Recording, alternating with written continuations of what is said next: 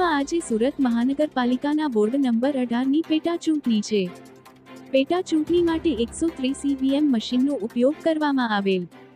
બોર્ડમાં કુલ 1,05,000 મતદારો છે, જેમાં 47,268 મહિલા તેમજ 58,064 પુરુષ મતદારોનો સમાવેશ થાય છે. ત્યારે ધીરે ધીરે મતદાતાઓ મતદાન મથક ઉપર મત આપવા માટે આવી રહ્યા છે. બોર્ડ નંબર 18માં 93 બૂથમાંથી 45 બૂથ સંવેદનશીલ જાહેર કરાયા છે.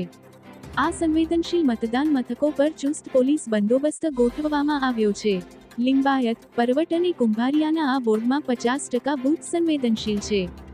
બોર્ડ નંબર 18 માટે ભારતીય જનતા પાર્ટીમાંથી જીતુ કાછડ, આમ આદમી પાર્ટીમાંથી સૂરજ આહિર અને કોંગ્રેસ પાર્ટીમાંથી સંજય રામાનંદી છે, તથા ઓવેસીનો પક્ષનો ઉમેદવાર તથા 2 અપક્ષના ઉમેદવારો ચૂંટણી લડી રહ્યા છે.